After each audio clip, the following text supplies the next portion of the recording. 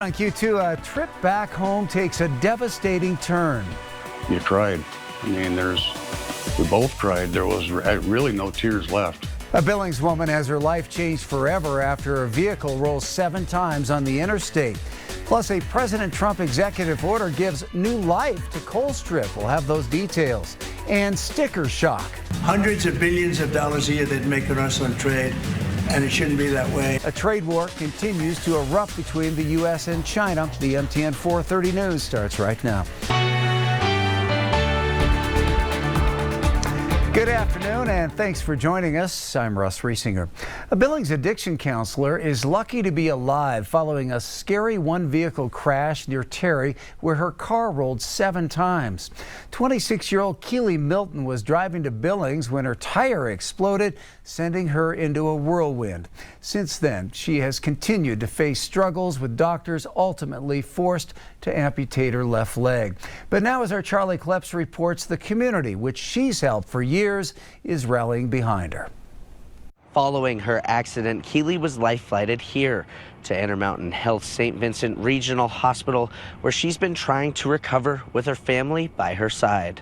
It was kind of a panic right out the gates. It all happened fast. I got an alert on my phone at 12:38. We immediately tried to call to find out what that meant. The alert on Peggy Milton's phone read that her daughter Keely had been involved in a serious crash in eastern Montana near Terry. Our hearts just sunk. A text that sent both her mother and father, Chris, into an emotional spiral. Is she alive?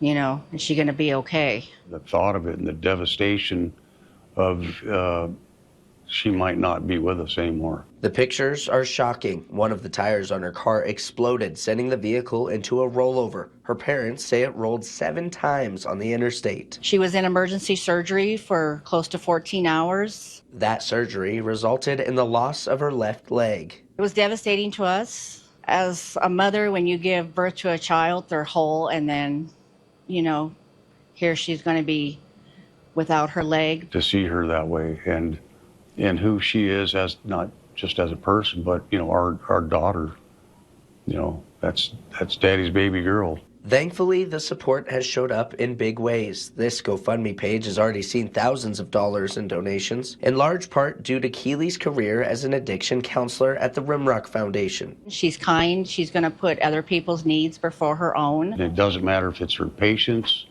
her clients, or just interpersonal life. Ironically, now it's Keely that needs the help as she continues to live her life one day at a time. I'm just thankful that she's alive. In Billings, Charlie Kleps, MTN News. MSU Billings' new College of Nursing facility is closer to becoming a reality tonight as crews continue construction on that building. The nearly $11 million campus will be located at 1040 North 29th Street in downtown Billings, right between both hospitals. Once completed, the MSU-owned building will feature modern classrooms, labs, and study areas.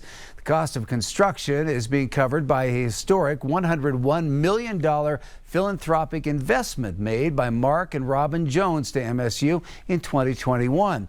That work is scheduled to be completed by next year.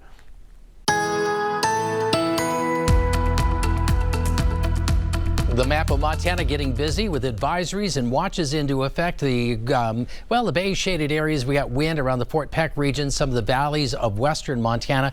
Light blue shaded regions, we're expecting travel concerns from snow and heavier snow into the mountains of south central and southwestern Montana heading into northern Wyoming. For tomorrow, that's going to bring a shift in the weather pattern that will bring areas of snow in a widespread area by Thursday.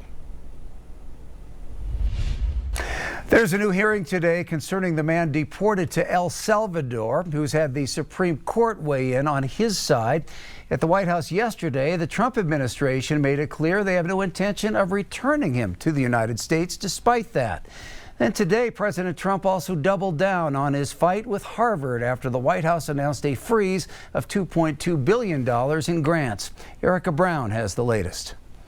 a day after the White House announced it's freezing $2.2 billion in grants to Harvard University and $60 million in contracts, President Trump went further, writing on social media that perhaps Harvard should lose its tax-exempt status and be taxed as a political entity. All the president is asking, don't break federal law, and then you can have your federal funding. It comes after Harvard rejected a list of Trump administration demands, including ending DEI policies and enacting new student discipline measures, saying they were insufficient for those participating in pro-Palestinian campus protests. Harvard should apologize for the egregious anti-Semitism that took place on their college campus against Jewish American students. Harvard warned without federal funding, cutting-edge medical, scientific, and technological research will come to a halt midstream. It's not just that things have been stopped cold, which a lot of it has, like one day they're doing research and then the next day they can't.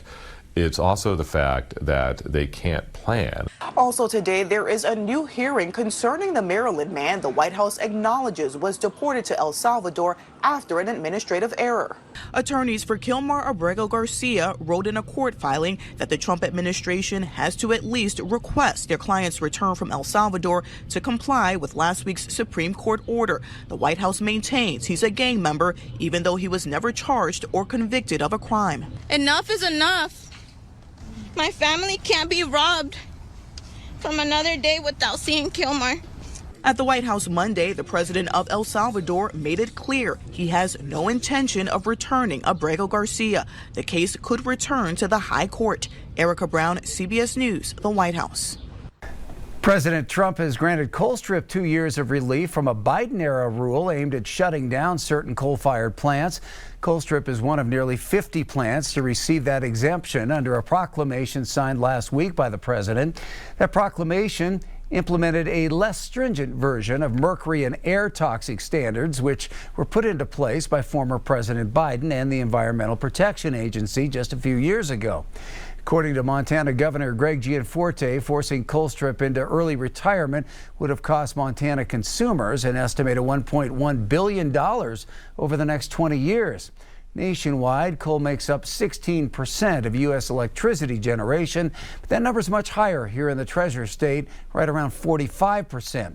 The governor says in the coming weeks he'll launch an energy task force developing long-term solutions to ensure Montana has affordable and reliable energy well into the future.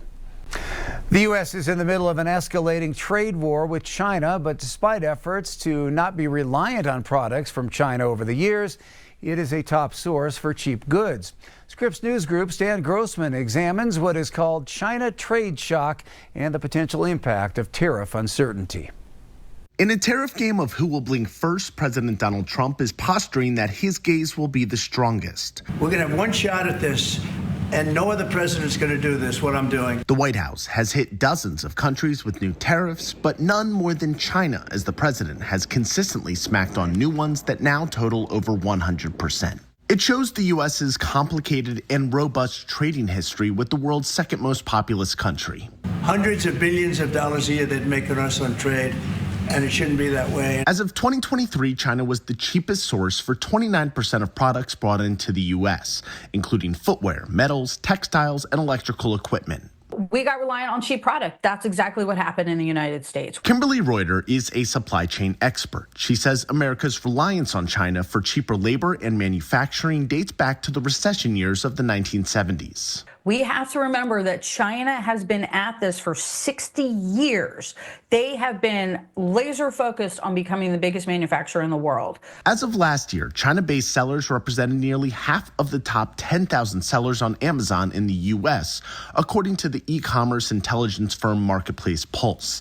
The academic research paper, The China Shock, also outlines the surge, explaining that the U.S.'s reliance on China has been a mixed bag. It's really kind of a two sides of the coin issue, and both are true at the same time. Liz Pancotti is a trade expert and managing director with the organization Groundwork Collaborative. She says the shift hurt domestic manufacturing workers and communities, but also lowered prices for many Americans. Especially for consumer goods like electronics, toys, and apparel.